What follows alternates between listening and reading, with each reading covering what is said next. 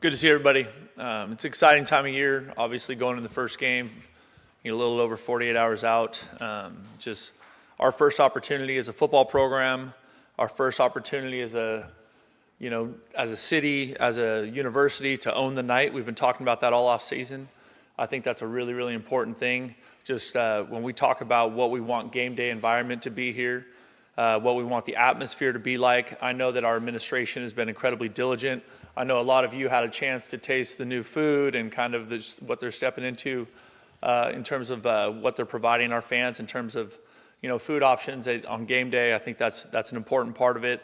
I also think when we think about the Polynesian Heritage Night, what that's going to be, the performances, just how important that is in terms of our program and the history of both of these universities, but also the history of the University of Arizona and their legacy with Coach Tomey and just so many Polynesian players being impactful here over the years. This is a great opportunity. It's going to be a great night here in Arizona Stadium. I'm really excited for our fans. I'm excited for the students to show up. And I think that there's a really important thing that I think the city of Tucson, our university, our alumni, our fans need to know is that we cannot do it without you. We cannot do it without you. Every team that kicks ass on Saturdays in the fall has a great fan base that shows up and impacts the outcome of the game. Everywhere. Look across the country. Where are the toughest places to win? What do those records look like at the end of the year? I promise you they're positive. And we can create that same atmosphere here at the University of Arizona if we will own the night. And that starts on Saturday. And I can't wait to see what this team does. Here we go. Thank you, Coach. We'll start with Justin and then Troy. So you have two honorary captains this week in Tyler Loop and Big Jonah. What does that honor mean to you to see them come back, and how do you reflect on their time at Arizona? I think it's really special. Sorry. I think it's really special that those guys want to come back. I think it speaks to the experience they had at the University of Arizona. I think it's important when your football alumni comes back just to re-engage with the fans. And, obviously both of those guys, all three guys that are coming back for this game, like they've all had, pretty good start to their NFL careers, right? And so I think that's something that's really special. I'm excited to see all of them, and I think our players will be too. And I think our fans will be. So I think it's pretty special that they want to come back, that they want to engage. And I think it's fun for us also as a program to honor them as honorary captains. And then last year, you were given a lei by T-Mac's grandmother. And has anybody else taken that responsibility this year? And what does it mean to you to be honored in that way? No, not yet. But some of those things are sometimes game day decisions by parents and grandparents.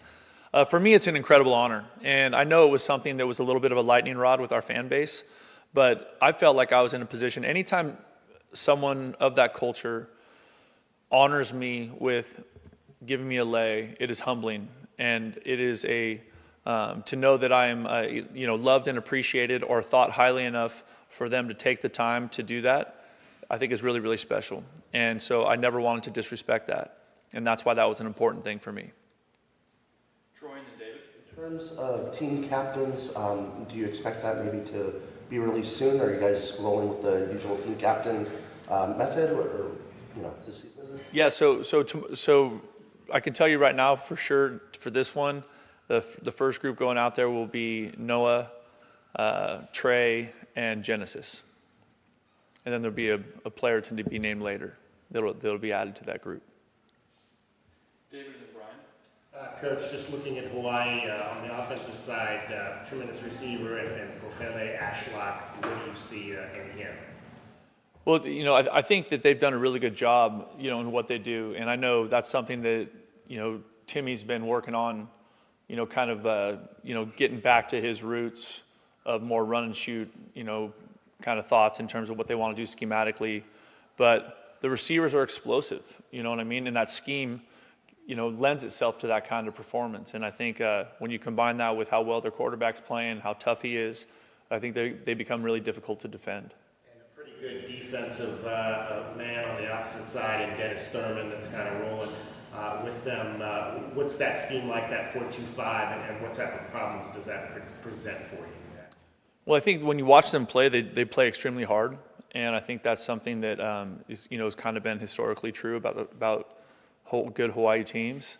They've got good players in the secondary. I talked about both their both the corners, the one's coming back from an Achilles, but looks like a really good player on film. And the safety, to me, is kind of he's the straw that stirs the drink for them a little bit. He's an emotional leader. He's a hitter. He's a tackler. And so, when you combine that, it looks like they've got some good leadership, and then they had a couple good transfers they plugged in the defensive line. So, it's going to be a challenge for us. But I think when you're playing on this level, like every team that you play presents challenges, right? And so our job is to find ways to minimize those, or find ways to, create the matchups that we need for the opportunities we want to take advantage of. Brian and Jason. So, not doing the injury reports yet until it gets into Big 12 play, but do you know is there anyone that you don't intend on having available either for this game or that has maybe been ruled out for the season? For the season?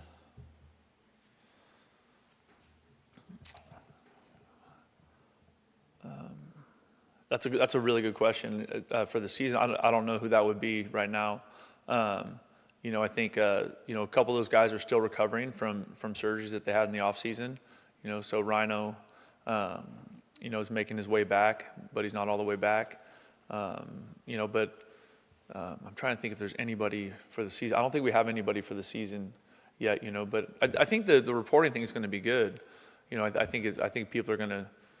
I think it'll give people some clarity, and I know it's a big topic of conversation in the media, and then especially with the fans. So I think it'll be a good thing when we get into it. But in the space where we don't have to yet, we're not going to. Jason and then Justin. Two questions. You guys have the camera, obviously. Other teams in the conference have guys that once played for your opponents, whatever. Is there any, not only specific to you, but in general, is there any sitting those guys down and discussing calls or stuff like that, or is that stuff kind of changed year over year?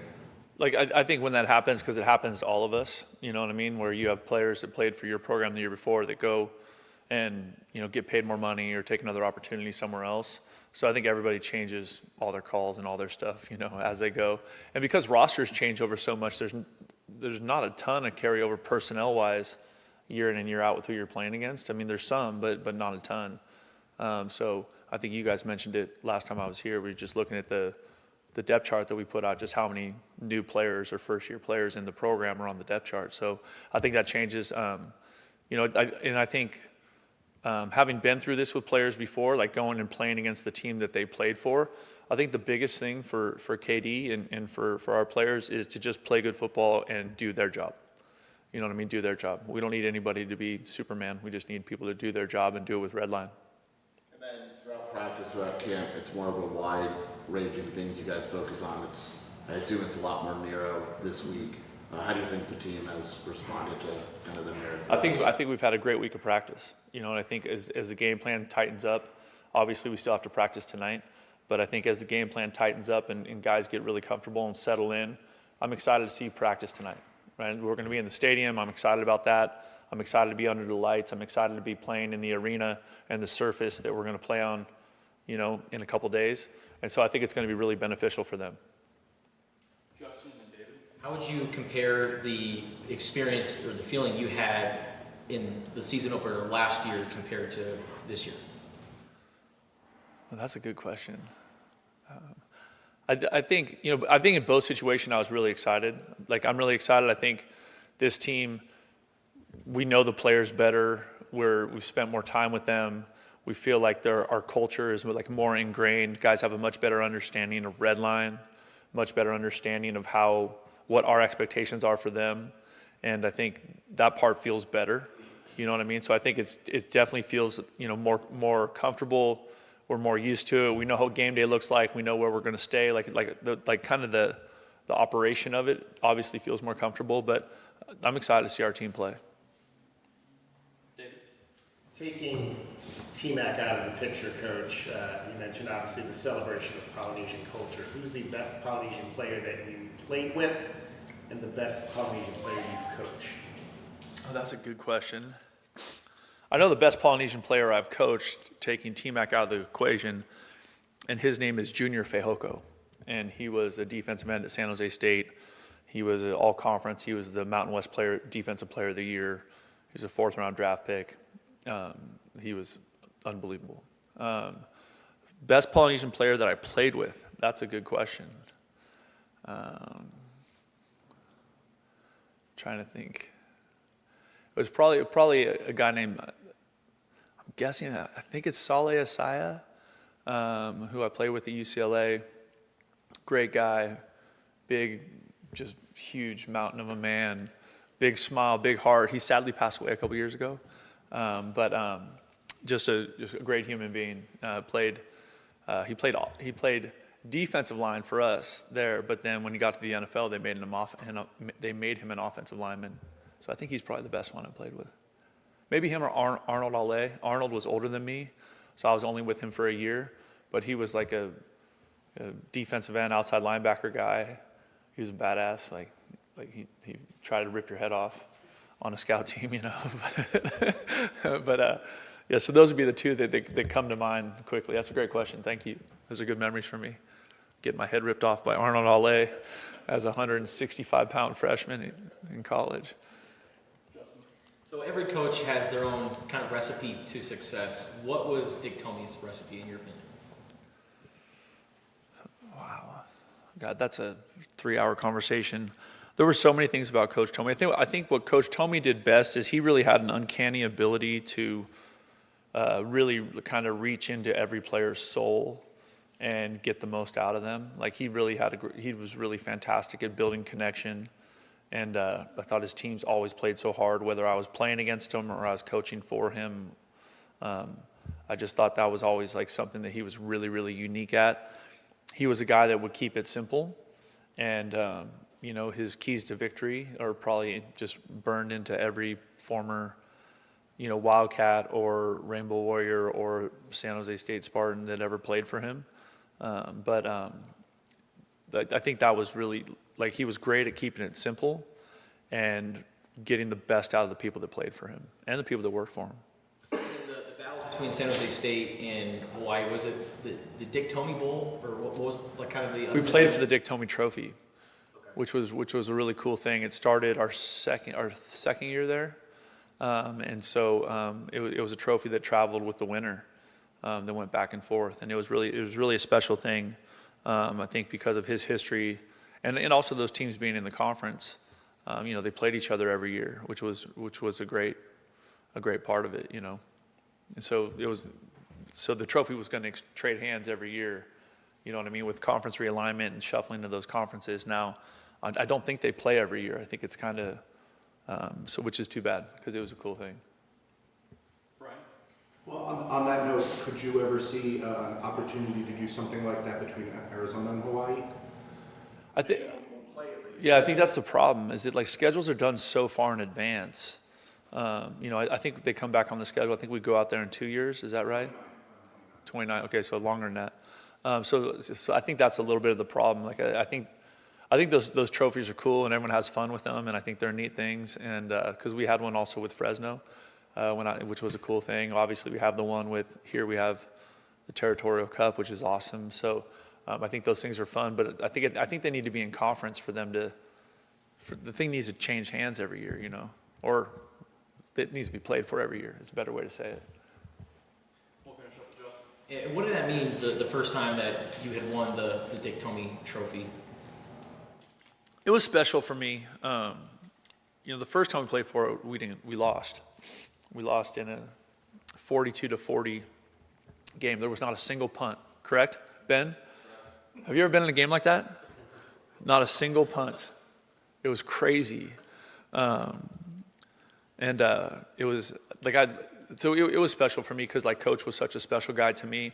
The cool part about it was when Coach Rolovich was at Hawaii, Coach Tomey was also special to him. Coach Tomey had also been impactful for Nick's life in his coaching career because he was someone that talked, and when Nick became the head coach there, Coach Tomey was still alive, and so he was someone that, you know, that he could lean on. So that made it special.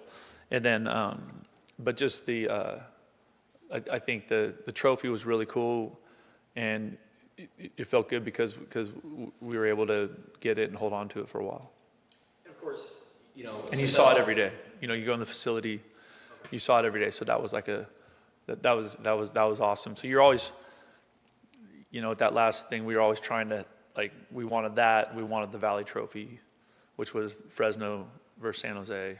And then you wanted to win the Mountain West, So if you could do those things, and you felt like you had a good year. In addition to winning on Saturday, what would a successful night look for you? I'm excited to see us play. We haven't played for a year. We have lots of new players. We have 3 new coordinators. There's so many new pieces to how our team is built. But I think we've done a great job with how they've attacked the work and how they've attacked their preparation. Now it'll be played out on Saturday, and we'll see what it looks like. We're going to have to make adjustments in game, halftime, whatever it takes. But I'm excited to see us play. And so I'm excited to see how Noah looks, in this new Arizona offense and how that feels. I'm excited to see the impact of the new players that we brought in at every position. You know what I mean? If you look at every position, there's new players at every position, right? And so, a lot of those guys are going to play. I'm excited to see what the kicking game looks like. What kind of attention to detail, what kind of effort. Is the red line on tape? Can you see it? That's what I want to know. You know what I mean? When I turn on that film and there's no audio and I'm just looking at a screen, can I see the red line? Awesome. Thank you, everybody. Oh, we got one more. All right, this is suspect now. We've got 2 awesome guys going into the Ring of Honor, Yes, sir. and well deserved. What's it going to take to get Coach Toomey in the Ring of Honor? That's a great question. As far as I know, there's no coaches in it. Is that accurate?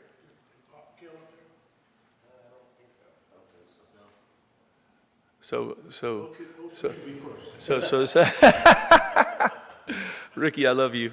Yeah, no, I agree. I think, depending on how those decisions are made, but now you've added something. I'll get on that after this game. Okay, yeah. But I am excited for Randy Robbins. We haven't talked about him enough. Obviously a great Wildcat, a great human being, and had a great NFL career and also had a coaching career for a while, and that's when I got to know him. And so he's a guy that I know and respect, and I'm really happy that he's being honored that way.